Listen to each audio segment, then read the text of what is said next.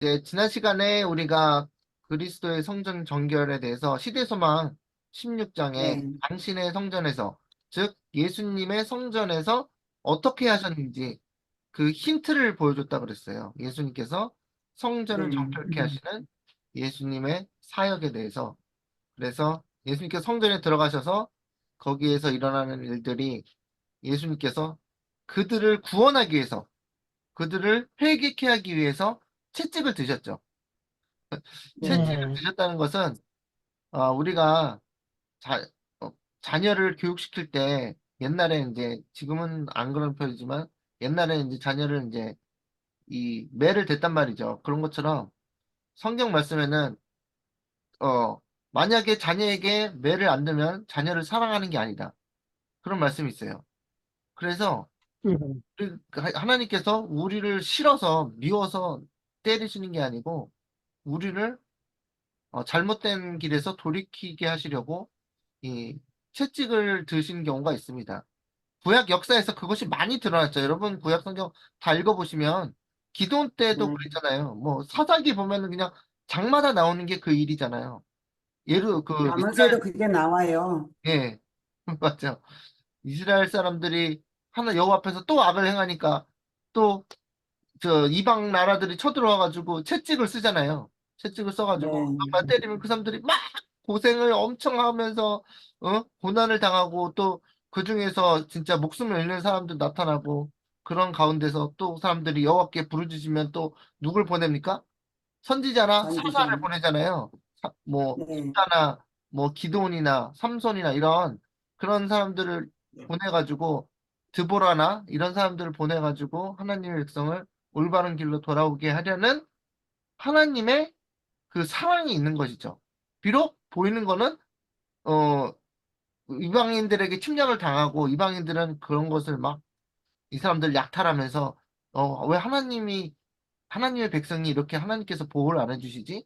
이런 생각이 들 정도로 엄청나게 고생을 하지만, 즉, 그것은 하나님께서 공의로우신 하나님이시기 때문에 무조건 자녀를 이쁘다, 이쁘다, 잘한다, 잘한다 하면 어떻게 되겠어요? 그러는 것이 아니고, 버릇 없어지지. 예, 자녀를 망친다. 영어로 스포일 한다 그랬잖아요. 자녀를 망친다는 하는데, 하나님께서는 그들을 올바른 길로 돌아오게 하기 위해서. 여러분, 다니엘서 1장부터 보시면 아시잖아요. 느부갓네살을 예루살렘을 포위하게 하시고 그래서 예루살렘에 있는 것들을 느부갓네살 그 이방인 하나님을 믿지 않는 사람의 손에 붙이셨다. 딱 다니엘서 1장에 나와 있잖아요. 그런 것처럼 하나님께서 우리를 미워해서 하는 것이 아니라 사랑하는 자녀를 위해서 징계하신다고 이 히브리서에도 나와 있습니다. 그래서 마찬가지로 예수님께서 성전을 정결케 하러 성전에 들어가셨을 때, 잘한다, 잘한다, 우리 아이들 잘한다, 이렇게 하시지 않으시고, 신성이, 그들은 인성의 두루마기를 통하여 신성이 번쩍이는 것을 본다. 그 성전 안에서 그런 장사하는 그런 하나님의 복음을 장사하는 데 썼을 때 그 신성 모독을 예수님께서 엄히 꾸짖으셨다. 마찬가지로 우리도 그때와 같은 능력으로, 그죠? 여기, 여기서도 지금은 그날의 주를 영광으로 들려있지 않지만 그 심판의 날에 그 영광으로 둘러있지 않지만 그때와 같은 능력으로 심령을 감찰하고 계신다. 예수님이 그때 당시에 그렇게 감찰하고 계셨다는 거예요, 심령을. 그런데 마찬가지로 이 마지막 때에도 우리가 우리가 행한 일에 답변하기 위하여 하나님의 심판대 앞에 서야 됩니다. 우리가 행한 일에 대해서. 그런데 예수님께서 그 일을 준비 없이 맞이하기를 원치 않으세요. 그러면 준비 없이 들어가면 어떻게 되겠습니까? 굉장한, 어, 낭패를 보겠죠. 그렇기 때문에 예수님께서 미리 경고하시는 거예요. 미리 신성을 번쩍이시면서 우리에게 심령을 감찰하시는 모습을 보여주시는 겁니다. 그런데 이게 어떤 사람들이 있었다 그랬어요? 오, 예수님의 임재면은 행복해야 되는데 이 그리스도의 임재가 행복해야 되지 않습니까? 너희 안에 계신 그리스도 영광의 소망 그 말씀 있잖아요. 근데 오직 그리스도의 임재로 인한 정죄로부터 벗어나려는 일념으로 그 자리에서 허겁지겁 달아나는 사람들이 있었다는 거죠. 그래서 이상해요. 예수님께서 구원하기 위해 오셨는데 그 예수님의 그 신성의 번쩍임에 너무나 무서워서 도망가기 바빴다는 거예요. 마지막 때도 똑같습니다. 예수님께서 성전에 갑자기 임하실 때 누가 설 것인가 그랬습니다. 그죠? 그래서 성전을 정결케 하는 것이 누구의 사명이라고요? 메시아의 사명이다. 그 사업에 착수하고 계셨다. 그래서 2300주야까지니 그제서야 성소가 정결하게 되리라는 그 예수님의 선언은 그것은 바로 예수님의 사명이다. 그 사업에 착수하고 계신 것이다. 그 다음에 이렇게 하는 예수님의 사업이 하나님의 아들이 성육신하심으로써 하늘의 목적으로 성취된다. 하나님께서 인류 안에 거하시고 임마누엘 인류 안에 거하시고 또한 구원하는 은혜를 통하여 사람의 마음은 다시 하나님의 성전이 된다. 우리의 마음은 하나님의 성전이라고 말씀하셨죠. 그 다음에 유대인들이 그들이 그렇게 자랑스럽게 여기던 성전의 의미를 이해하지 못하였을 때 그들은 낭패를 심히 진리를 이해 못했을 때 그들은 낭패를 보았죠. 그들은 그들 자신을 성령이 임재하실 만한 성전으로 바치지 않았다. 우리 그 말씀, 내 안에 그리스도께서 사신 것이다. 너희 안에, 너희 마음 성전 안에 계신 그리스도, 영광의 소망이다. 라고 우리는 말씀을 배우고 우리의 마음을 성령이 거하실 만한 그 성전으로 바치지 않는 면은 우리가 큰일 납니다. 그래서 이 성전을 정결케 하기로 오시는 예수님을 맞이할 수가 없다는 것이에요. 그래서 여기 보세요. 예수님께서 하시는 사업이 무엇인가? 세상에 매매하는 자로부터 성전을 정결케 하시면서 우리가 지금 성전 정결이 지금 2300주야 그 제7일 안식일 예수 재림교회의 기둥이 되는 그 믿음으로 말미암는 의, 믿음으로 말미암는 정결, 믿음으로 말미암는 제 도말의 그 핵심적인 교리입니다. 진리고요. 그래서 예수님께서 정전을 정결케 하시면서 예수님께서는 마음에서 더러운 죄, 곧 영혼을 부패하게 하는 세속적인 욕망, 이런 것을 또 이기적인 욕정, 또 뭐가 있어요? 악한 습관, 이런 것들을 제거하고 정결케 하시는 하나님의, 당신의 사명을 나타내셨다. 그러니까 예수님께서 하시는 사명이 이것이라는 건데, 우리가 안에 과연 세속적인 욕망이 있을까요? 이기적인 그렇죠. 걱정이 있을까요? 약한 습관, 네. 그런 것들이 있나요? 이런 것들을 완전히 제거하시는 게 이 재도말 작업이라는 거예요. 재도말 작업을 위해서 아멘. 예수님께서 하시는 일. 그래서 이거를 하는데, 요거를 강력하게 붙들고 있는 사람이 있잖아요.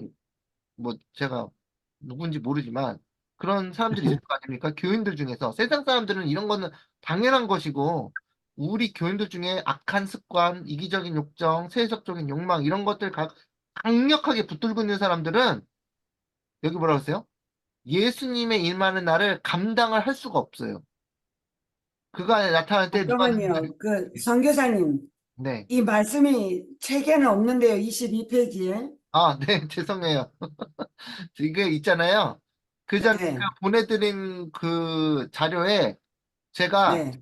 이것을 여기 시대의 소망 그 몇 페이지죠? 167인가? 157, 163페이지에 요것만큼만 애드가 됐어, 애드가. 그래서 아, 카톡방에 올려드렸잖아요. 그 내용을. 네. 그게 그 내용이 빠진 거예요. 근데 제가 이거를 완전히 파이널 된 자료가 아니고 거의 파이널 된 자료지만 제가 조금씩 이런 게 있었네 하면서 조금씩 애드하는 게 있는 거예요. 그런데 아, 이것도 보내드릴게요. 네. 네. 그래서 다시 보내드릴 테니까 이제 당황하지 마시고 일단은 요 앞에 화면을 보시고 나중에 또 보내드릴 네. 테니까 이 22페이지부터 말씀드려서 계속 지금 찾고 있는데 못 찾아가지고. 네, 죄송합니다. 22페이지부터만 이제 프린트 다시 하면 돼요. 이제 혹시 프린트 네, 알겠습니다. 예. 자, 그래서 이 세속적인 욕망, 이기적인 욕정, 악한 습관을 여러분이 붙들고 있잖아요? 그럼 어떻게 되냐면 그 유대인들 그 장사하던 사람들처럼 예수님이 임하는 날에 여러분이 도망을 가신다는 거예요.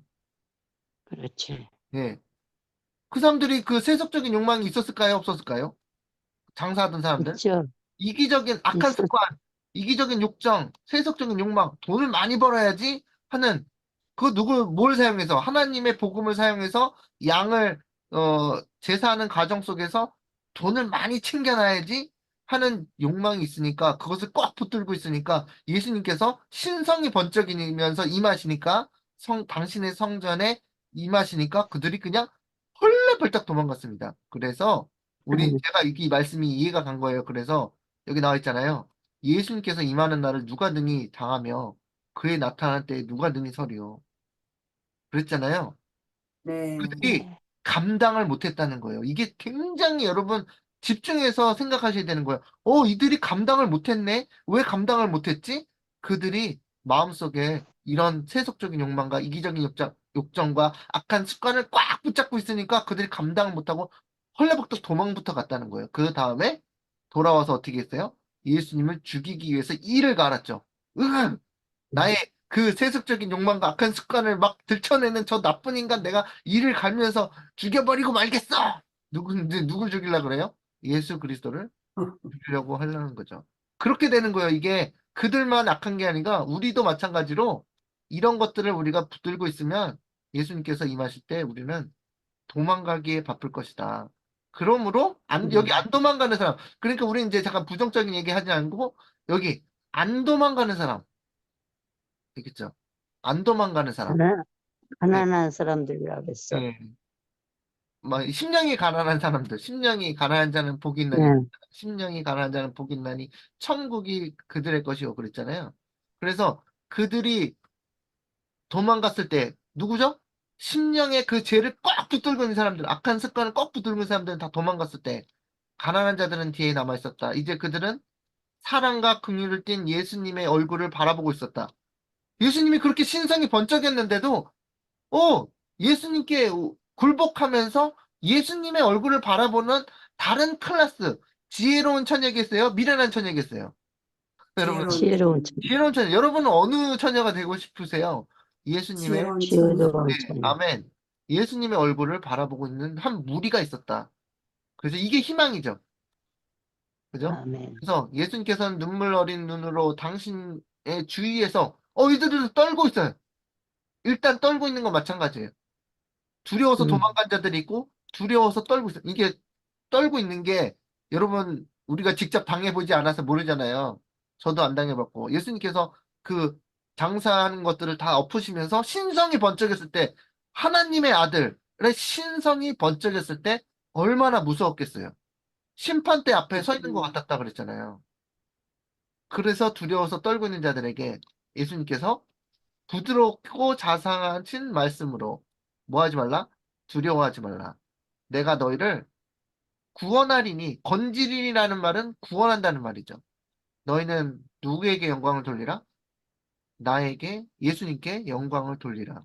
내가 이 일을 위하여 세상에 왔노라고 말씀하셨다. 예수님께서 이 성전을 정결케 하기 위해서 세상에 오셨다고요. 그들을 두려워하지만 비록 두려운 마음이 있지만 예수님을 바라볼 때 굴복하고 바라볼 때 예수님께서 그들의 마음을 정결케 하셨다. 우리는 어느 곳에 서야 될지가 너무 명백하죠. 사람들은 그들이 겪어온 고통, 그들의 좌절된 희망, 그 고통스러운 날들, 잠 못 이룬 밤들에 대한 이야기를 하고 있었다. 뭐 하소연을 하고 있었나 봐요. 소망의 마지막 불꽃마저 꺼질 것처럼 보였을 때 그리스도께서 그들을 어떻게 해요? 고쳐주셨다. 여러분 이거 믿으세요? 아멘. 아멘. 어떤 사람이 이렇게 말했다. 짐이 너무나 무거웠으나 나는 돕는 자를 발견하였다. 그분은 하나님께서 보내신 그리스도시다. 누가 우리를 아멘. 도와줄까요?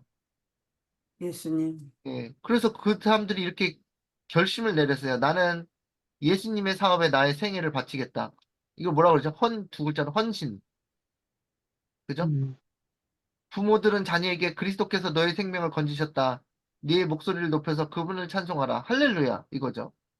고 말하였다. 유년들과 청소년들, 아버지와 어머니들, 친구들과 목격자들이 목소리를 합하여 감사와 찬송을 드렸다. 소망과 기쁨이 그들의 마음을 채웠다. 은혜가 가득 찼어요. 평화가 그들의 음. 마음에 깃들었다. 그들은 심신이 회복되어 고향으로 돌아가 각처에서 예수님의 비할 데 없는 사랑을 선전하였다. 이게 전도죠. 그죠? 아멘. 전도는 억지로 하는 게 아니고 우리의 마음에 채워진 하나님의 은혜가 가득 차서 사마리아 여인이 물동이를 휙 던지고 보라 하면서 예수님을 선전하였듯이 이 역사가 일어났다는 것입니다. 그래서 이것이 무엇이다? 성전 정결 사건이다. 마지막 때 있을 성전 하늘 성소의 정결도 이와 유사할 것이다. 거의 똑같을 것이다. 그래서 우리는 이걸 보면서 성전 정결의 그 진리, 지성소 진리를 조금 힌트를 본 것입니다. 그래서 우리도 자존심을 버리고 알량한 자존심을 버리고 주님 앞에 나가서 용서를 구할 수 있다. 그 아까 전에 제사장들 얘기했잖아요. 그 제사장들이 예수님께서 그 신성의 범적임으로 그들의 죄를 드러냈을 때 그들이 굴복하면 회개할 수 있었죠. 분명히. 그렇죠. 네. 네. 그런데 무엇이 그들의 굴복을 막았을까요? 그들의 프라이드, 자존심입니다. 이겁니다. 제가 생각하기에. 자아가 너무 세면 굴복을 하기가 싫어요. 그래서 이거를 안 버리니까 일단 겁나서 도망갔다가 돌아와서는 자신의 마음의 성전을 정결케 하실 하늘의 왕 예수 그리스도를 죽이려고 했다는 것입니다. 그래서 우리가 만약 어떻게 예수님을 죽일 수 있냐면 우리가 예수님께서 정결케 하시는 예수님의 역사를 거절함으로써 유대인들과 같이 똑같이 거절한 유대인들과 똑같이 운명이 처해질 수 있다는 것입니다. 그래서 우리는 너무 명백해요. 우리가 어떠한 어, 입장에 처해야 되는지 여러분께서 지혜로운 처녀처럼 잘 대처하시기 바랍니다. 하나님은 그분의 섭리 가운데서 레위 자손을 정결케 하신 것과 같이 우리를 정결케 하기 위하여 우리를 연단하신다. 그래서 고통스러운 거예요. 여러분, 그래서 연단하시는 과정이, 난 연단 없이 거룩하게 됐으면 좋겠어요 하는 거는 이제, 서울대학교에 공부 안 하고 그냥 들어갈래요라는 것과 똑같은 겁니다. 그래서 연단하시는 과정이 우리 있는데, 이 연단하신 과정은 모두 다 우리의 찌꺼기, 우리 마음속에 존재하는 찌꺼기를 태우기 위해서 필요한 과정임을 꼭 명심하시기 바랍니다. 아멘. 아, 뭐라 그랬어요? 사랑한 자들아, 너희를 시련하려고 오는 불시험. 이게 뭐죠? 연단이잖아요. 베드로가 말했잖아요. 사도 베드로전서 4장 12절에 너희를 연단하려는 거, 시련하려고 오는 불시험을 이상한 일 당하는 것 같이 이상하게 여기지 말라. 오히려 그 믿음의 차원을 높여서 더 두 단계, 한 단계, 두 단계 높여서 그리스도의 고난에 참여하는 것으로 영광스럽게 여겨라. 즐거워하라. 그거죠. 근데 우리는 모두가 고난을 당하면 아이고 죽겠네 하면서 즐거워하지 않죠. 근데 사도 베드로는 뭐라 그래요? 그리스도의 고난에 참여하는 것으로 영광스럽게 여겨. 차원을 높이라는 얘기를 하잖아요. 그죠? 이게 우리 모두 다 이게, 와, 어떻게 그럴 수가 있지? 근데 사도 베드로가 말씀하신 내용입니다. 그래서, 이는 그의 영광을 나타내실 때 너희로 즐거워하고 기뻐하게 하려 함이라. 모르겠어요. 이것을 만약에 여러분께서 이 고난에 참여하는 것으로 즐거워지고 그것을 하나님께 영광 돌릴 수 있게 된다면 좀 가르쳐 주세요. 저도 굉장히 괴로웠는데 이게 즐거웠게 안 되더라고요. 그런데 이게 믿음의 차원이 그러면 굉장히 높으신 겁니다. 이렇게 되시면 성경 말씀에 나와 있는 말씀입니다. 그죠? 개인 의견이 아니고 그리스도의 고난에 참여하는 것으로 즐거워하라. 명령이잖아요. 하나님의 명령. 그러니까 그렇게 될 수 있다라는 거죠. 하나님께서 억지로 너 하나도 안 괴롭지, 하나도 안 즐겁지. 그런데 내가 명령하니까 너는 강제로 즐거워해. 이거일까요? 아니면 그렇게 될 수 있는 믿음과 은혜를 제공하신다는 걸까요? 은혜를 제공하시죠. 네. 이게 믿음이 필요한 것 같습니다. 그래서 이렇게 그런 믿음의 경지에 오신다면 꼭 여기에서 간증을 해주시기 바랍니다. 자. 그래서 우리가 이제 마지막 때 어, 법령이 내리고 인이 쳐질 때 그리스도의 품성은 영원토록 순결하고 그들의 품성은 우리의 품성이죠. 흠없이 남아있을 것이다. 지금은 준비할 시간이라는 겁니다. 예수님께서 어, 그렇게 준비시키기 위해서 여러분에게 문을 두드리고 계세요. 그게 이제 오늘 배울 내용인데, 자, 많은 세상 사람 한 백성으로서 세상 사람들은 세상을 쫓아가는 게 당연한 건데, 우리가 한 백성으로서 그리스도의 그 형상, 예수님의 아름다운 품성보다는 세상을 닮아가는 위험이 나에게 보여줬다. 경고예요, 경고. 자, 사단이 뭘 하냐? 사단이 하는 일 아시죠? 가능한 한 많은 사람들로 불행한 나를 뒤로 미루게 하고, 그죠? 뒤로 미루는 거예요. 집안일, 뭐, 힘든 일 뒤로 미루는 것처럼. 다 부지런하신 분들은 이제 탁탁 처리하는데, 어, 이, 뭐 하는 사람? 게으른 사람들은 이렇게 미루죠. 할 일을. 그럼 신앙적으로 우리가 게으를 수 있다는 거예요. 준비를 안 하고 자꾸 뒤로 미루는 겁니다. 영적으로 세상 사람들처럼 되게 하여 그 풍습을 닮아가게 이끌 것이다. 누가요? 사단이. 사단이. 그래서 어떤 경우에도 우리 앞에 있는 위대한 사건을 위해 준비하는 거룩한 사업에서 곁길로 나가서는 안 된다. 여기서는 정신을 똑바로 차리고 눈빛이 초롱초롱하게 예수님께서 하시는 일을 따라가야 된다는 겁니다. 그래서 예수님께서 어떤 사람이 있다고요?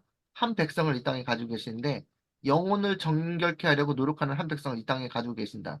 다시 한번 지난번에도 말씀드렸지만 여러분께서 이것을 위해 협력 안 하셔도 다른 사람들이 그 자리를 채운다니까요. 그래서 거룩한 경쟁심이라고 그랬듯이 내가 예수님의 피로 사신 그 나의 구원을 내가 사단한테 뺏길 수 없지. 나도 예수님께서 정결케 하시는 때에 내가 그곳에서 꼭 빠질 수 없지. 그런 뭐죠? 그런 결단력을 가지시고 예수님을 따라가셔야 됩니다. 마지막 때 따라가시기 바랍니다. 그래서 이제 그 복습을 했고요. 복습을 한 25분 동안 했네요. 그렇지만 우리가 이제 빨리 진도 나가는 게 중요한 게 아니라 우리가 명확하게 진리를 깨닫는 것이 중요합니다. 오늘 이제 마지막 음, 여기 그 주제는 예수님의 조사심판과 열처녀의 비유입니다. 열처녀의 비유는 마태복음 25장에 있는 말씀입니다. 그래서 마태복음 25장 열처녀의 비유는 너무 다 잘 아시죠? 그래서 잠시 25장 1절을 읽어보면 그때의 천국은 마치 등을 들고 신랑을 맞으러 나간 열 처녀와 같다 하리니 그 중에 다섯은 미련하고 다섯은 슬기 있는 자라. 슬기 있는 자가 이제 지혜로운 처녀죠. 미련한 자들은 여러분 다 아시는 내용이죠. 등을 가지되 기름을 가지지 아니하고 기름이 없어요. 등은 있어서 있는데 슬기 지혜로운 자들은 그릇에 기름을 담아 엑스트라 오일을 가지고 다니겠다는 거죠. 등과 함께 가져갔더니 신랑이 더디 오므로 다 졸며 잘세. 밤중에 소리가 났을 때 보라 신랑이로다 맞으러 나오라 하매. 이걸 이제 밤중 소리라고 그러죠. 영어로 이제 midnight cry라고 그러잖아요. 밤중 소리보다도 밤중 외침이죠. 예, 보라 이렇게 누구한테 보라 신랑이 로다 맞으러 나가오라. 그럼 누가 듣겠어요? 이 외치는 거거든요. cry. 그래서 이런 외친 소리가 일어났을 때 이에 그 처녀들이 다 일어나 닫겠죠? 여기서는 중요한 게 미련한 처녀던 지혜로운 처녀던 다 깬다는 게 핵심입니다. 그죠? 그래서 우리가 미련한 처녀이든지 저거 무슨 처녀이든지 다 깬다는 것을 아셔야 돼요. 중요한 게 음, 그겁니다. 예. 그래서 어리석은 자들이 지혜로운 자들에게 이르되 다 깨고 났더니 우리의 등불이 어떻게 되대요? 이게 지금 꺼져. 꺼졌으니 그랬죠. 킹 제임스 버전을 제가 인용한 게 뭐냐면 개역 성경에는 꺼져가니 그랬는데 이 킹 제임스 영어 성경에 보면 꺼졌다고 얘기했어요. 꺼졌다고. 음, 그래서 제가 그걸 인용한 겁니다. 꺼져가니까가 아니라 꺼졌어. 꺼졌다는 거예요. 음. 뭐가 없으니까요? 뭐가 없으니까 기름은 꺼졌어요. 기름이 떨어진 거예요.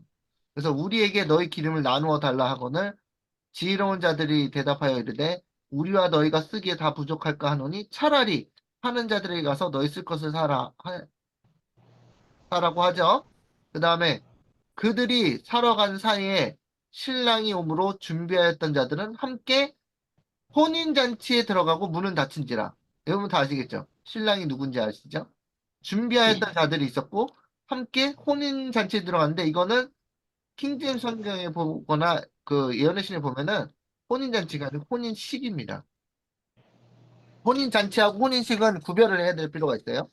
혼인식은 그 서약식이죠. 메리지. 그래서 혼인식에 들어갔다는 얘기입니다.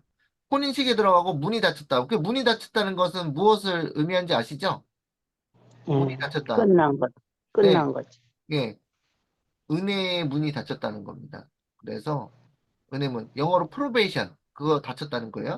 그 후에 남은 처녀들이 와서, 미련한 처녀들이 와서 이르되 주여 주여 우리에게 열어주소서. 문 닫혔는데 똑똑 두들기죠. 대답하여 이르되 진실로 너희에게 이르노니 내가 너희를 알지 못하노라 하였느니라. 이게 제가 보기엔 이게 가장 절망적인 뉴스예요. 예수님께서 너 누구니? 음, 이러면은 그게 가장 절망스러운 거예요. 이게 근데 이게 예수님께서 여러분을 아실까요? 우리 뭐를 아실까요? 어떤 사람을 아시죠?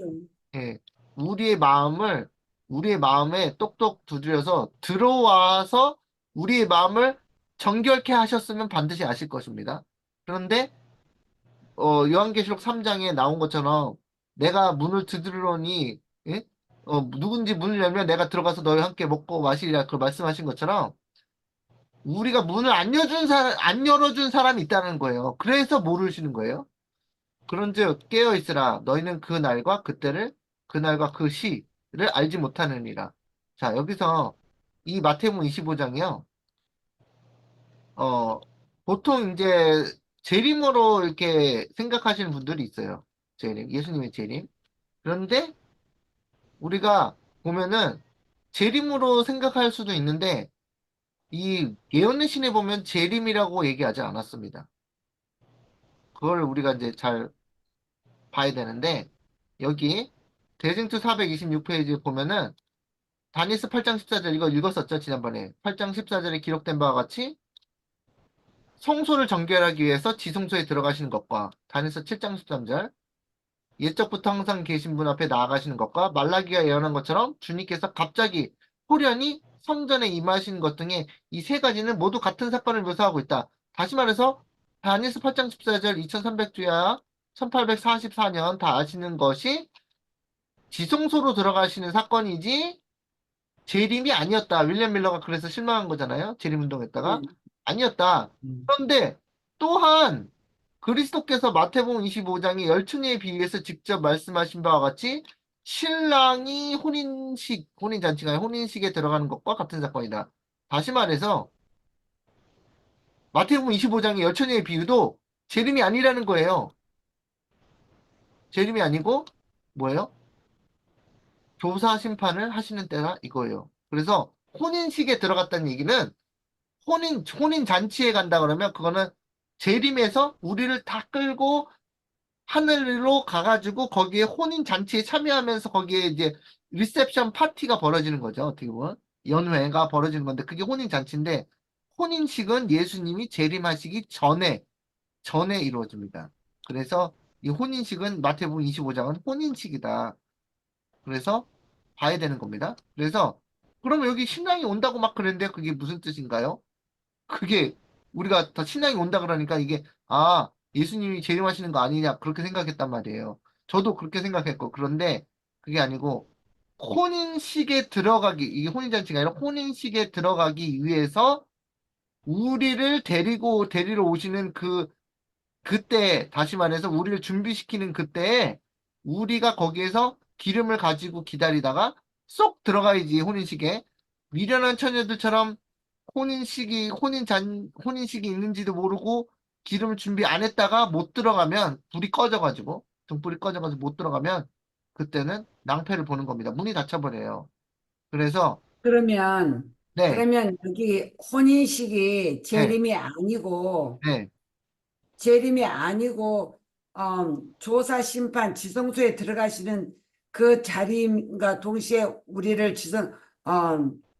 지성소에 들어가시는 데에 음, 우리도 같이 들어간다 이 말씀이에요? 그렇죠.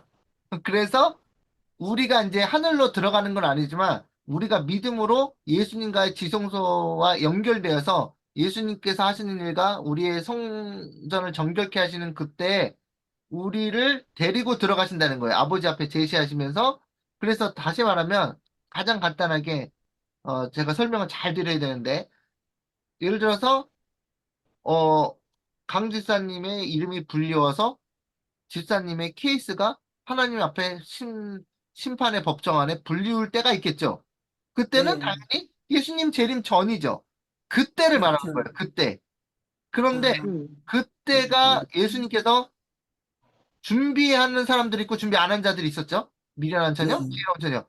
집사님이 지혜로운 처녀에서 준비하면은 함께 혼인식에 딱 들어가서 예수님이 집사님의 이름을 딱 제시를 하시면서 준비를 해놓았기 때문에 아버지가 딱 보시고, 오케이, 통과. 이렇게 딱 되는 거란 말이에요. 그래서, 음, 그러니까 다시 통과라는 말은, 예수님께서 이 사람을 저의 백성으로 허락해 주십시오. 저의 백성으로 인쳐 주십시오. 딱 그러는 거죠. 그러면 아버지께서 그 송사를 통해서 사단이 막 그 관계를 부려서 자기 백성으로 만들려고 막 이게 잡아당길 때 하나님께서 공의롭게 심판을 딱 하셔가지고, 예수님께서 제시하실 때, 이 사람은 예수님, 신랑의 예수님의 신부가 맞다. 내 아들의 신부가 맞다. 내 아들의 백성이 맞다라고 딱 결정을 딱 나는 게 혼인식이에요. 그래서 우리는 이때를 위해서 준비를, 재림을 위해서도 준비하지만 이 혼인식에 대해서 준비를 해야 된다는 거예요. 이게 먼저 있고 이게 더 파이널이에요. 이게 가장 중요한 거예요. 예수님의 재림이 하실 때는 그 이미 하늘 법정에서 파이널라이즈 된 거, 완전히 결정난 것을 이 집행하러 오시는 거지. 예수님이 재림 딱 하셔서 결정하는 게 아니란 말이에요. 그래서 결정은 그 파이널 디시전은 마지막 결정은 하늘 법정, 혼인식에서 나기 때문에 우리는 요거를 이렇게 잘 집중해서 봐야 된다는 거죠. 내가 거기에 이름에 불리울 때 예수님과 같이 쏙 들어가가지고 혼인식을 치를 수 있도록. 그죠? 그래서 여기 13절의 결론이 뭐예요? 그런즉 깨어 있으라 너희는 그날과 그때를 알지 못하느니라. 그날과 그때가 뭐예요? 여러분의 이름이 불리우는 때가 언젠지 모른다는 거예요. 예를 들어서 두 가지가 가능하겠죠. 두 가지. 시나리오 두 가지를 우리가 생각해 볼까요? 첫째, 어, 병이 들거나 갑작스러운 사고로 사망할 수가 있겠죠. 그죠? 그러면 네, 바로 혼인식에 들어가는 거예요. 바로. 맞죠? 왜냐하면 네, 끝났어요, 기록이. 더 이상의 회개할 할 수도 없고 더 이상으로 죄를 지을 수도 없어요. 끝났죠. 네, 죽은 사람이 죄 지을 수 있습니까? 죽은 사람이 회개할 수 있어요? 끝나죠. 그러면요, 바로 혼인식에 들어가는 겁니다. 혼인식에. 혼인식에 들어가거나 미련한 처녀처럼 거절을 당하거나. 그렇죠. 네. 여러분 뭐 이거 이상한 거 없죠? 자, 이게 첫 번째 시나리오예요. 그러면 여러분께서는 언제 돌아가실지 아세요? 날짜 받아 놓으셨어요? 모르죠? 모르죠. 예, 나이가 많다고 먼저 죽는 것도 아니고 젊은 사람도 사고 당하면 그냥 죽는 거잖아요. 자연재해, 지진, 뭐 폭풍우, 뭐 지진도 있고 뭐도 있죠. 뭐 여러 가지 토네도도 있고 뭐 언제 젊은 사람이 언제 죽을지 몰라요. 그래서 깨어있으라 너희는 그날과 그때를 알지 못하느니라. 그날을 알려주시지 않는 것이 은혜죠. 그 자체가. 그렇죠? 네, 그런데 두 번째 케이스가 있습니다. 두 번째 케이스가 뭐냐? 예수님을 살아서 맞이하는 사람들이에요. 산자의 심판이에요. 산자의 심판. 이런 경우가 있을 수 있겠죠. 왜냐하면 네, 예수님이 재림하실 때 살아있는 사람이 있으니까요. 그래서 여러분이 만약에 예수님이 재림이 때가 가까워서 산자의 심판으로 간다면 여러분의 그 이름이 불리우는 때를 정확한 때를 다른 사람에게 말할 수 있나요? 2030년 5월 5일 그날 산자의 심판이다. 얘기할 수 없다는 거예요.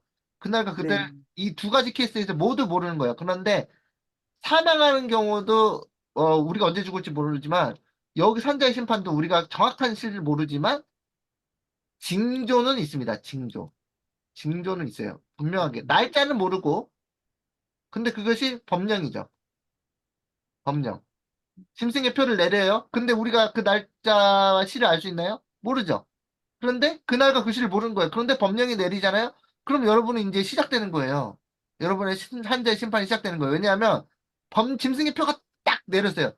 딱 내렸는데 여러분이 결정을 하게 되겠죠. 여러분의 성품에 따라서 저는 짐승의 표를 거절하겠어요 하면서 하나님의 인을 받거나 아니면은 성품이 준비가 안 돼가지고 이율 법령을 고난 끝에 저는 어쩔 수 없이 받아야 되겠습니다 하고 받거나 그때 하나님의 계명에 충성된 사람만 뭐예요? 하나님의 인을 받는 거 맞잖아요. 그죠? 그렇지. 그래서 그렇게 될 때 이때를 우리가 알지 못하지만 어쨌든 그때 결정이 날 것이다. 만약에 지금 결정해 놓으면요. 지금 살아있는데 결정해 놓으면요. 그때 가가지고 법령이 내렸는데 그때 짐승의 표를 받으면 안 되잖아요. 그러면 이게 막 뒤죽박죽이 되는 거 아니에요. 그래서 마지막 테스트, 파이널 테스트가 뭐예요? 하나님께서 사단아, 짐승의 표를 한번 내려봐. 요백이 한 것처럼, 야, 너 욥을 보았니? 욥처럼 악에서 떠난 자가 없어. 한번 네가 그러니까 사단이 야, 하나님 잘 모르시네요. 이 사람이요, 이 사람이 욥이란 사람이 재산이 이렇게 그득그득 많으니까 하나님께서 이게 재산을 그 축복으로 두르시니까 그래서 예수님께 충성하는 거거든요. 그 재산을 다 뺏어가 보세요. 그러면은 반드시 저주합니다. 하나님한테 욕하고 여백은, 죽을걸요? 라는 테스트가 주어지잖아요. 하나님께서 그게, 우리를 괴롭히려고 테스트를 주는 게 아니라 사단이 그 클레임을 거는 거란 말이에요. 내 백성이라고. 그렇기 때문에 공의로우신 하나님께서 반드시 그 테스트를 허락하실 수밖에 없는 그런 프로세스가 있다는 말이죠. 그것에 대해서 오해를 하시면 안 됩니다. 하나님을 오해하시면 안 되고. 그래서 이 법령이란 것이 욥과 같은 테스트예요. 그래서 이 테스트에서 우리가 여태까지 준비한 품성으로 짐승의 표를 받을 것이냐 아니면 하나님의 인을 선택할 것이냐의 그 선택의 기로에서 욥과 같이 의로운 사람이 되어야지만 그 테스트를 통과할 수 있겠죠. 왜냐하면 욥의 마누라는 달랐거든요. 욥의 와이프는 뭐라 그랬나요? 하나님을 저주하고 죽으라. 예. 그렇게 되는 거예요. 준비 안 한 사람은. 그래서 욥의 와이프 같은 그런 상황에 있어서 우리가 어느 자리에 설지를 지금 준비해야 된다는 거예요. 왜냐하면 우리도 욥처럼 짐승의 표 받으라고 법령이 내릴 때 너네 매매하지 못하게 할 수 있잖아요. 그 성경에 나오잖아요. 요한계시록 13장에 매매하지 못하게 하더라. 그때 여러분의 재산이나 모든 것들이 뺏기고 소용이 없을지도 몰라요. CDBC 돼가지고 여러분의 계좌를 돈을 인출하지 못할 수도 있어요. 그러니까 요배 같은 시험을 당하는 게 아닌가요? 똑같은 것 같은데 저는. 그래요. 예. 맞아요. 욥도 이제 사람들이 다 뺏어가 버리니까 다른 나라 사람들이 와서 다 뺏어버리고 하늘에 바람이 불어가지고 집안이 내려가지고 폭삭 망하고 이런 것들이 일어났을 때 이게 짐승의 표 내린 것과 같은 혼란이거든요. 그럼에도 불구하고 여러분은 매매를 금지함에도 불구하고 하나님께 충성할 것인가가 사단이 주장하는 거란 말이에요. 그런데 사단이 주장이 욥의 와이프에게는 사단의 주장이 옳았잖아요. 그렇죠? 음, 그렇기 때문에 하나님께서 그 일을 허락하실 수밖에 없는 거예요. 근데 욥에 관해서는 사단의 주장이 틀렸으니까 사단이 할 말이 있어요, 없어요? 하나 더 걸죠, 하나 더 걸어서 몸을 괴롭게 해주십시오. 온갖 병 막 그냥 뭐죠, 뭐가 났잖아요. 종기가 나가지고 네. 수리부터 가령, 발끝까지 가려움증이 걸리고 막 어 이럼에도 불구하고 하나님께 충성한지 한번 봅시다. 이게 마지막이고 제가 이게 만약 틀리잖아요. 그럼 제가 입을 싹 닫겠습니다. 하나님께서 오케이. 해서 통과를 하니까 사단이 뭐예요? 자신의 백성이란 걸, 그 주장을 철회했죠. 이렇게 여러분이 통과하는 거라고요, 저는 그렇게 생각해요.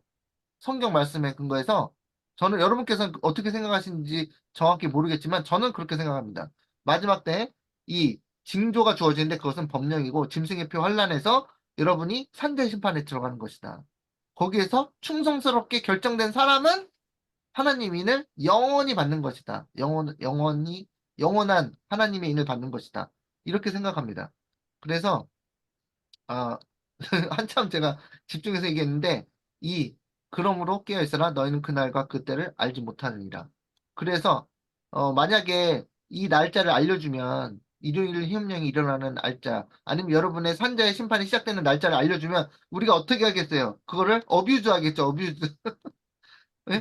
이용하겠죠. 네. 요때까지만 재밌게 내 맘대로 살다가, 요때 날짜가 됐으니까 준비를 딱 해야 되겠다. 이런 잔머리를 굴리겠죠. 그래서 그렇게 하면 안 되니까 하나님께서 우리를 위해서 항상 깨어 있으라 하면서 징조를 이제 어렴풋이 주시는 거죠. 징조를 주시면서 바다 지진도 나고 세상에는 어떤 기후의 변화도 일어나서 세상이 막 예? 온 지구의 온난화가 돼가지고 막 뜨겁게 태양이 내리쬐고 이런 징조들 주시는데 아니야 앞으로 100년은 더 갈 거야 이래도 이렇게 생각하시면 안 된다는 거죠. 그래서 어, 이 이 마태복음 25장은 혼인식에 들어가는 사건이다. 다시 말해서 그 지성소에서 여러분의 예수님과 혼인하는 사건이다. 혼인식을 치르는 사건이다. 그래서 그것을 대기하고 있으라 그러는데 제가 이게 말씀드릴 게 뭐냐면 그 성경절에서 자 어떤 사람이 우리가 대기하고 있잖아요. 근데 네. 밤중에 까만 밤중에 밤중 소리가 나서 보라 신랑을 맞으러 나오라 하는 거는 무엇을 준비하라는 겁니까? 혼인식을 준비하라는 거잖아요. 혼인식 할 때가 됐다. 그런데 여러분, 음, 이 처녀들이 미련한 처녀든 지혜로운 처녀든 다 깬다는 거예요. 이게 이 핵심입니다. 여러분, 여러분이 지혜로운 처녀든 미련한 처녀든 우리 교회에 있는 사람들이 미련한 처녀도 있고 지혜로운 처녀도 섞여 있을 텐데 상관없이 다 깬다는 거예요. 어마어마하겠죠? 미련한 처녀가 깰 정도면 어마어마한 사건 아니겠어요? 여러분이 뭐라고 생각하시든지 이 엄청난 사건 뒤에 나오지만 뒤에 이제 힌트를 주지만 이 사건이 일어났을 때 다 깼을 때 다 깨어나서 와 이제 이건 확실해 이건 완전히 깨야 돼 우리 완전히 벌떡 깼어 그랬더니 뭘 깨닫냐면 어? 깨어났더니 등불은 꺼져 있고 뭐가 없어요? 기름이 없어요. 그래서 여러분 생각하시면 보라 신랑 일어나 맞으러 나오라 하면서 일어나서 등을 딱 준비하는데 기름이 없는 사람으로 발견되면요. 이것처럼 절망스러운 때가 없습니다. 그러면 선교사님, 예, 여기 그 6번에 예, 밤중에 소리가 나대 예, 그랬잖아요. 네, 이 밤중 뜻은 예, 이 세상에 음, 이 밤중 뜻이 좀 그런데요. 네. 밤중에는 그 세상이 가장 어두울 때라 그랬잖아요. 어두울 때. 네네. 예수님께서 재림하실 때는 세상에서 가장 어두울 때다. 그러니까 재림하시기 전에 그 깜깜한 밤중에 이 세상에 이 뒤에 나와요. 뒤에 지금 제가 미리 조금 말씀드린 건데 예. 에멀전시라고 나와요. 에멀전시. 예. 외연의 신의 글에 보면은 에멀전시 아시죠? 911. 네네. 911 에멀전시란 말이에요. 우리가 어떤 아, 때 네. 911을 불러요? 그 미국에 사신 분들은 한국에는 119인데 미국에는 맞아요. 911이잖아요. 네. 그 에멀전시한 상황이라고 나와요. 그래서 여러분들이 미련한 처녀든 교회에 있는 어떤 분들이고 다 깹니다. 그런데 이때는요, 이미 무엇을 알 수 있냐? 기름이 없다라는 거를 확인하는 순간이에요. 그러면 기름 확인하면 어떻게 해요, 여기? 어, 부족하다. 나 기름 좀 꺼달라. 이런다고 그랬죠? 그러면 그 네. 다음에 뭐예요? 이미 늦은 거예요. 이미 늦은 거예요. 이미 늦은 거예요. 그럼 근데 뒤에 지금부터 나와요. 이거는 제 준비해야겠네요. 의견으로 생각하실까봐 의심될 수 있는데 이 뒤에 보면 나와요. 뒤에 다시 이제 보면서 우리가 공부하게 하겠습니다. 자, 리비엔 헤럴드 1890년 8월 19일자에 보면 여기는 그 제목은 제가 단 거니까 이제 그냥 읽으면 됩니다. 나는 파이프문이 종종 열 처녀의 비유에 관해 언급하는데 다섯은 지혜롭고 다섯은 어리석다. 이 비유는 성취되었고 언제 성취됐어요? 1844년에 그 재림운동으로 성취되었죠. 맞죠? 네. 네. 그때 첫째와 둘째 천사의 기별이 외쳐졌잖아요. 그래서 네. 성취되었고 앞으로 미래에 1890년에 쓴 거라니까요. 그래서 1844년 지난 지 50년이 지났잖아요, 거의. 그래서 네. 앞으로 문자 그대로 성취될 것이다. 미래형으로 썼어요. 왜냐하면 그때 마지막 때 특별하게 적용될 것이기 때문이고 셋째 천사의 기별과 마찬가지로 앞으로도 계속 세상이 끝날 때까지 프레젠트 트루스라고 그러잖아요. 현대 진리로 남아있을 것이다. 그래서 이 역사가 어떻게 된다고요? 반복된다는 거죠. 반복. 열처녀의 역사가. 그래서 여러분이 다 미련한 처녀나 지혜로운 처녀로 있다가 어느 날 갑자기 보라 신랑이로다 하면서 밤중 소리가 딱 들어서 딱 깼더니 기름이 없어. 아니면 기름이 있어. 이렇게 된다는 거예요. 그래서 여러분은 기름을 준비하시겠습니까? 안 하시겠습니까? 당연히 해야죠. 네, 당연히 해야 되는 거예요. 여러분, 기름 딱 깼는데, 교회에서 100명, 교회 100명 나오는데, 예수님의 재림을 기다리는 사람들이 뭐 몇 명 있을 거 아니에요? 비율이? 근데 안 기다리는 네, 사람 100명 있어요. 세상이 너무 맞아요. 재밌어가지고, 세상에 빠져서 살고 있는 사람들이 있어요. 근데 그 사람들이 미련한 처녀잖아요. 네, 말로는 예수님 곧 오십니다. 할렐루야, 마라나타 다 얘기하면서. 근데 미련한 처녀들이 여기에서 깬다고요. 근데 깨어서 알 수 있는 건 뭐냐고요? 이 사람들도 깰 정도로. 이 사람들은 지금 예수님이 재림을 멀리 내다보고 자고 있단 말이에요.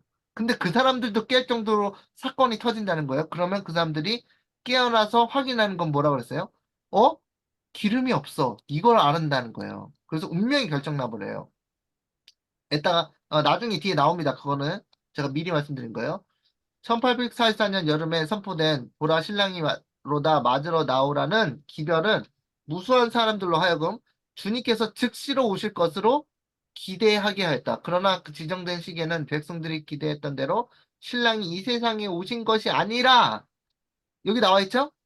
재림이 네, 아니라 예식, 혼인식을 위하여 하늘에서 옛적부터 항상 계신 자에게로 곧 당신의 나라, 그리스도의 나라를 받으시기 위하여 나아가셨다. 조사심판이라는 얘기잖아요. 예비하였던 자들은 혼인, 이 잔치가 아닙니다. 여기 영어로 보면 메리지라고 그랬어요. 이거, 메리지 음, 서퍼가 아니에요. 메리지 서퍼가 혼인 잔치, 이거, 리셉션인데, 미국에서 결혼할 때 저녁에 하잖아요. 그죠? 네, 후에 해가지고, 시컨 결혼식을 한 다음에, 그 다음에 뭐예요? 저녁에 리셉션 파티를 하잖아요. 저도 캐나다 살아봤기 때문에 아는데 그 리셉션 네, 파티가 아니에요. 혼인식에 들어가는 거예요.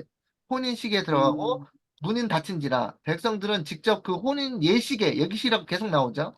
참여할 수 없었다. 이제 우리가 직접 참여하는 거 아니에요. 하늘에 날아가서. 왜냐하면 그들은 세상에 살고 있는 반면에 그 혼인식은 하늘에서 행해졌기 때문이었다. 말이 말라서 죄송합니다. 그리스도를 따르는 사람들은 그 주인이 혼인 집에서 돌아와 문을 두드리면 곧 열어주려고 기다리는 사람과 같이 되어야 한다. 이게 여러분에게 말씀하시는 거예요. 우리에게, 저를 포함해서. 음, 문을 두드릴 거야, 내가. 이게 재림이 아니라는 거예요. 혼인식에 참여하기 위해서 문을 두드릴 거야. 그때 빨리 열어줘. 알았지? 이렇게. 그 문이 어디 문이냐면, 우리 마음의 문인데, 그 혼인식에 들어갈 때는 어디로 들어가는 거예요? 지성소로 들어가는 겁니다. 우리의 이름이 지성소로 불리우는 거예요. 그러나 그들은 그리스도 앞에서 하나님 앞에 나아가실 때, 그분께서 하시는 일을 이해하고, 자, 이거 중요하죠. 다시 읽어드릴게요. 하나님 백성들은 그리스도께서 하나님 앞에 나아가실 때, 다시 말해서 지성소 하나님의 보좌 앞에 당신의 나라를 받으러 나아가실 때, 그분께서 하시는 일을 뭐예요? 이해해야 하고, 믿음으로 그분을 따라가야 한다. 요한계시록에 그 말이 있는데, 14만 4천은 어떤 사람이라고요? 어린 양이 그들을 음, 어디로 인도하든지 따라가는 자들이라고 그랬잖아요. 네, 바로 그거예요. 거기서 그게 지성소로 따라가 들어간다는 거예요. 혼인식으로. 이런 의미에서 그들은 혼인 자체가 아니라 혼인식에 이거 다 고쳐야 되겠다. 혼인식에 들어간다고 기록되어 있다. 그러니까 여러분이 혼인식에 들어간다는 거는 여러분 들어가고 싶으시죠? 그래서 저도 들어가고 싶은데 예수 그리스도께서 지성소에서 하시는 일을 말씀으로 진리로 이해하고 믿음으로 예수님을 따라서 그 지성소의 빛을 받고 들어가는 것을 혼인식에 들어간다고 기록되어 있다는 거예요. 음, 자, 그러니까 우리가 지성소의 기별을 알아야 돼요, 몰라야 돼요? 알아야 알아야 되죠. 되겠어요. 왜냐하면 그걸 이해하고 진리를 알아야지 믿음을 할 거 아니에요. 왜냐하면 개신교 사람들은 우리가 아무리 지금 망원경을 아무리 좋은 거 써도 하늘에 예수님 지성소에 계신 예수님을 볼 수가 없거든요. 그래서 그렇죠. 말씀으로만 깨달을 수가 있어요. 근데 그 음, 말씀이 진리 안에 이게 꽉 박혀야지 예수님께서 그곳에 계신 것을 믿음으로 바라보는 거거든요. 그 다음에 예수님 거기 그곳에서 저의 이름을 부르실 때 제가 따라가 들어갈 수 있도록 저를 인도해 주세요. 저를 준비시켜 주세요라고 기도를 하셔야 된다는 거예요. 맞죠? 아멘, 그래서 아멘. 예, 그래서 혼인식에 들어갈 수가 있다. 혼인식에 들어가는 방법이 나와 있잖아요, 여기. 그죠? 그런데 세상에는 어떤 사람들이 있냐면 재림교회를 다니면서도 지성소에 문을 열어주면 들어가야지. 조사심판이 시작되기 전에 내가 준비돼서 거기 들어가야지. 라고 생각도 안 하는 사람들이 많아요.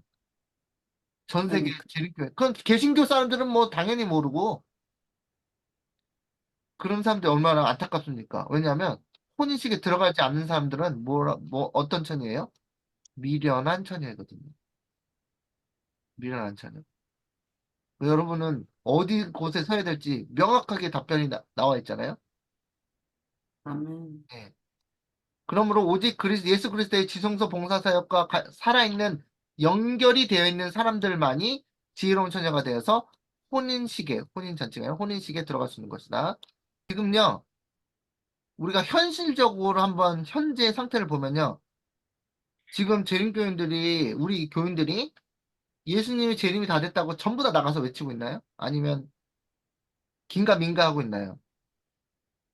그러니까 미련한 처녀들에 속해서 있는 거죠. 그런데도 은혜의 시기가 아직 있으니까 아직도 빨리 외치는 거죠. 큰 소리로 네. 빨리. 예. 근데 이제, 그러니까 제 말은 우리가 잘못한다는 걸 얘기하는 게 아니라 우리가 지금 현실 상태에서 왜 이렇게 외치는 그 목소리가 작고 사람들이 그 한 발은 하늘에 담그고 한 발은 세상에 담그고 민기적 인간 이제 눈치를 보고 어떤 사람은 눈치를 보고 이런 게 현실이에요. 그런데 왜 그러냐면 이 셋째 천사의 기별은 대정토에 보시면 어떻게 써있냐면 많은 사람들이 마지막 때, 일요일에 법령이란 것을 세워서, 이 교회의 자유를 억압해서, 신앙의 자유를 억압하는 거잖아요. 다시 말해서. 그런 일들이 미국에서 일어날 거라고 믿지 않는 사람들이 태반이고, 심지어 재림교회 안에도 그런 사람들이 있다 그랬어요. 그런데, 그런데, 그런데, 갑자기 미국에서 일요일 법령을 휴식의 날로 세우고 그 날을 법적으로 영어로는 이 enforce라는 말 있죠. 법을 enforce라는 거는 법을 집행한다는 거거든요. 강제한다는 거예요. 그죠?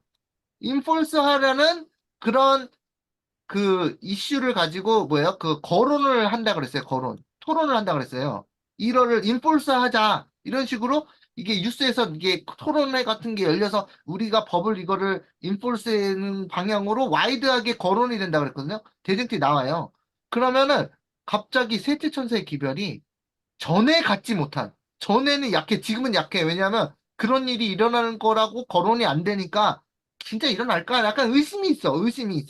그런데 그 셋째 천사의 기별이 전에 갖지 못한 파워, 능력을 갖게 된다고 했어요. 왜냐? 응. 어?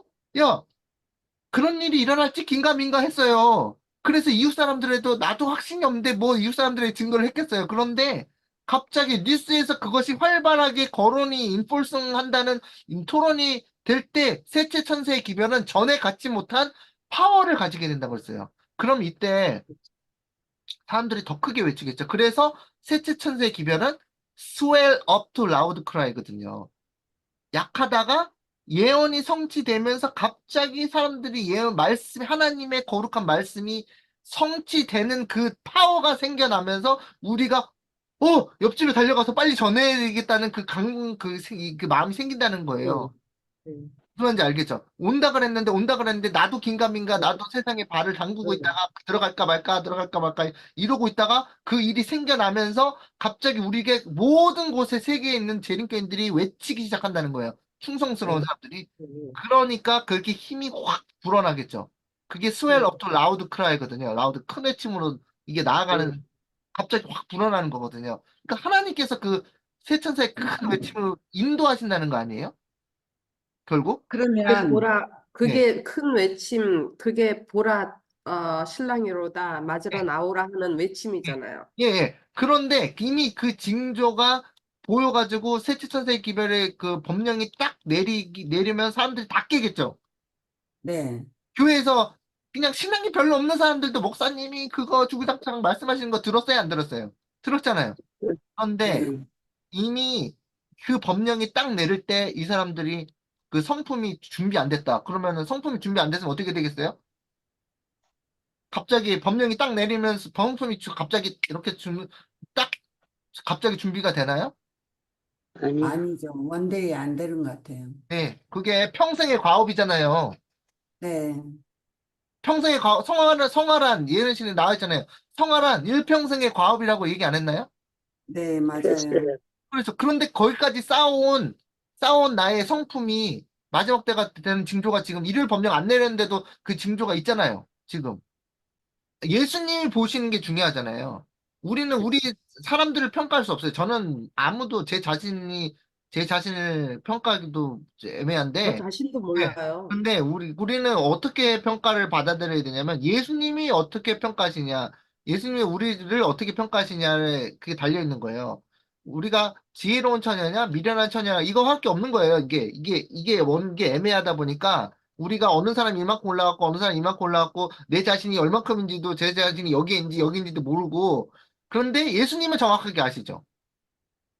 그렇죠. 예수님은 정확하게 아시기 때문에 우리가 예수님께서 우리가 기도할 때 예수님 저는 지혜로운 처녀입니까? 아니면 저는 미련한 처녀입니까? 둘 중에 하나밖에 없는 거예요.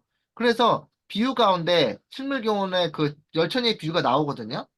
그 여러분께서 이것에 대해서 관심을 지금 지사님이 깊이 가지고 지금 마음을 있는 말씀을 하셨는데 이것에 관해서 더 자세히 읽어보시려면 이 실물교훈이라는 책에 열처녀의 비유 짱이 있어요.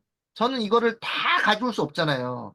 그죠? 열처녀의 비유장을 천천히 읽어보시면서 정확하게 깨달으시기 바랍니다. 비유 가운데 열처녀가 다 신랑을 맞기 위하여 나아갔다.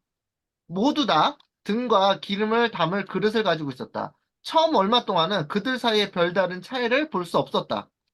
차이가 없다는 거예요, 미래는. 처녀나 지혜로운 처녀나 교회 잘 다니고 다 그랬다는 거예요. 교회 안 나오는 네. 사람들이 아니라는 거예요. 이와 같이 그리스도의 재림 바로 전에, 지금 우리 예수님 바로 전에 살고 있죠? 사는 교회도 그러하다. 모든 사람이 다 성경의 지식을 가지고 있고, 여러분도 가지고 있고, 저도 가지고 있고, 그리스도께서 오실 때가 가까웠다는 기별을 들었으며, 안 들으신 분 계시나요?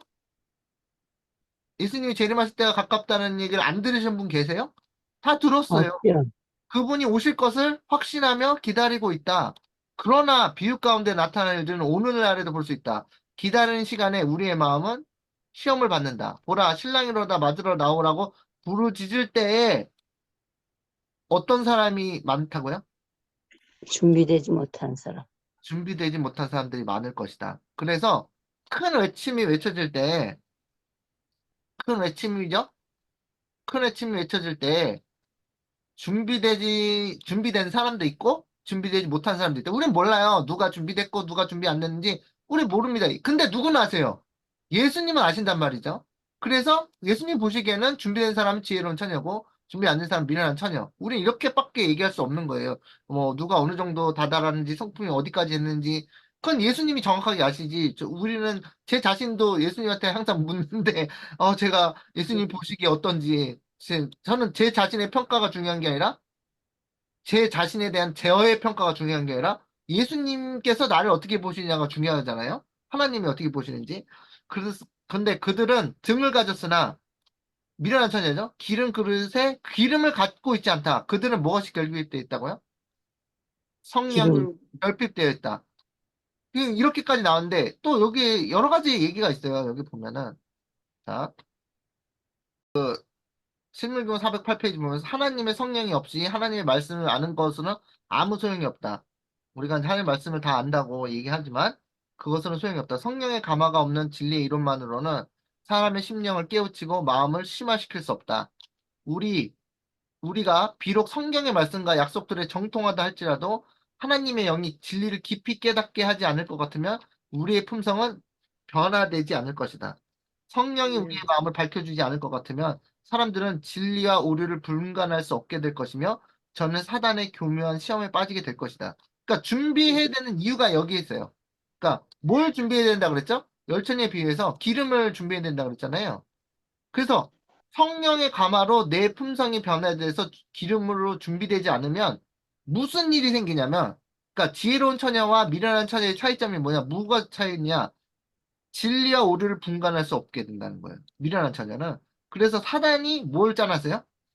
함정을 파놨어. 말세. 함정을 파놓고 그 시험에 빠지게 된다는 거예요. 그래서 기름이 부족한 사람은 시련을, 환난과 시련을 견뎌낼 수가 없는 이유가 뭐냐? 사단의 속임수에 빠지기 때문에 그런 거예요. 그래서 여기 뭐 지혜로운 처녀들이 이거는 제가 새로 넣은 건데, 여기 보면은 여기가 이게 미련한 처녀가 계속 나와요. 우리가 어떤 사람이 되면 안 되느냐?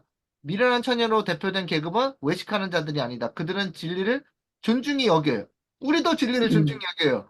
그리고 진리를 옹호해 왔어요. 그리고 또 진리를 믿는 사람들에게 매혹되었어요. 그러나 저희는 문제가 뭐냐? 미련한 처녀는 성령의 역사에 뭐 하지 않았다? 뭐 하지 않았대요? 순종하지 않았다. 그들은 반석 되시는 예수님 위에 떨어져 저희의 옛 성질을 깨뜨리려 하지 않았다. 옛 성질이 뭐예요, 이게? 이게 뭐죠? 옛 성질이 뭘까요? 이걸 안 깨뜨리니까는 미련한 처녀라는 거 아니에요. 옛 성질이 뭡니까? 우리의 성질 머리라 그러잖아요. 우리의 성품에 그 부족함들이 있잖아요. 그거를 반석이 깨뜨리지 않았던 사람이 미련한 처녀다. 이 계급은 또한 돌밭에 떨어진 씨로 묘사된 청중을 대표한다. 또 두 번째는 뭐예요? 돌밭에 떨어졌다. 돌밭에 떨어진 씨다. 그들은 주저하지 아니하고 말씀을 받았으나 말씀은 잘 받아. 말씀의 원칙을 실천하지 않았다. 어떤 사람이요? 미련한 처녀? 말씀의 원칙을 실천하지 않은 사람들이 미련한 처녀다. 말씀의 감화력은 뭐예요? 인스턴트 음식처럼 순간적이다. 감화가 지속되지 않고 순간적이다. 왜요? 돌밭에 떨어졌거든요. 뿌리를 못 내려. 성령이 마음속에 역사하게 되고 이 역사를 당사자가 갈망하고 동의하게 될 때 그 안에 새로운 품성이 심어지게 된다. 그러나 이 사람들 미련한 처녀는 그렇지 못하다는 거죠. 그러나 미련한 처녀로 대표된 계급은 단지 피상적이고 표면적인 행위만으로 만족하는 자들이다. 그들은 하나님을 알지 못한다. 그들은 하나님의 품성을 연구하지도 않고 하나님과 교제하지도 아니한다. 그러므로 그들은 하나님을 의지할 줄도 모르고 하나님을 쳐다보고 살 줄도 모른다.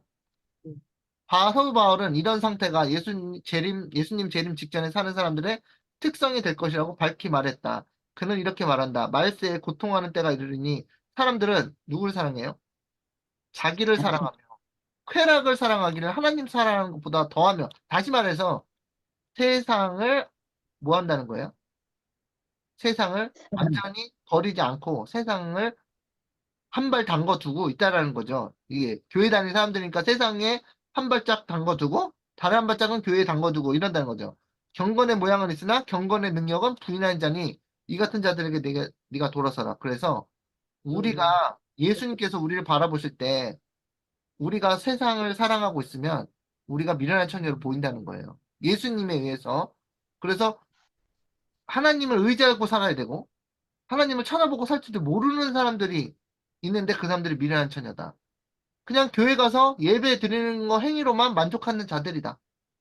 그 이사야 1장에 너희가 왜 나에게 예배를 드리러 나오느냐? 너희는 그냥 단지 마당만 밟을 뿐이니라. 그랬잖아요. 그런 사람들이 미련한 처녀라는 거예요.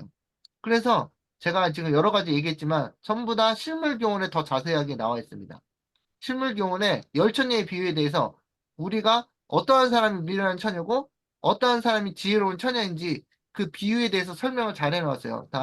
어, 그래서 제가 이제 여기 지금 이 열처녀 공부를 시작했는데 우리가 첫 시간에 모든 걸 다 다룰 수 없잖아요. 그래서 다음 주에도 이 열처녀 비유에 대해서 이제 더 심화적으로 이렇게 공부할 텐데, 여러분께서 그 식물교훈의 책을, 그, 열천의 비유를 다 읽어보시고, 한 서너 번 읽어보시고, 더 활발하게 다음 시간에 이렇게 열정적으로 토론해 주시기 바랍니다. 그래서 우리가 이제 너무, 분명해요. 열처녀 중 미련한 처녀가 될지, 지혜로운 처녀가 될지, 선택의 여지는 분명하잖아요. 우리가 바보가 아닌 이상 지혜로운 처녀가 다 되고 싶고, 마지막 다니엘서 12장에 보면, 어, 마지막 때에 지혜로운 자는 깨닫고 미련한 자는 깨닫지 못한다 그랬잖아요. 그죠? 그래서 우리가 예수님이 제일 가까운 이때에 저희가 하나님의 말씀을 깊이 연구하고 기도하면서 정말 예수님이 보시기에 우리는 미련한 처녀인가? 아니면 예수님이 보시기에 우리는 지혜로운 처녀인가? 예수님의 판단을 우리가 존중해서 예수님께 기도로 엽죽고 우리가 지금 부족한 부분이 누구나 다 있습니다. 나는 지혜로운 처녀라고 100% 말할 사람이 누가 있겠어요. 다 우리가 부족한 가운데 예수님께서 이 은혜의 시기 동안에 우리를 지혜로운 처녀로 만들기 원하신다는 것을 알아주셨으면 좋겠어요. 그러니까 아멘. 미련한 차니까 우린 다 망했어 이게 아니에요. 예수님께서는 너네 다 미련한 차냐지 너 다 버렸어 이게 아니고 우리가 설마 부족함이 있더라도 예수님께서 어, 선한 일을 시작하신 분이 우리의 안에서 선한 일을 시작하신 분이 그리스도의 날까지 마지막 날에 다 완성하실 것을 믿는 믿음으로 예수님께 우리가 지혜로운 처녀가 될 수 있도록 간구하시는 저 여러분 되시기 바라면서 말씀을 마치도록 하겠습니다.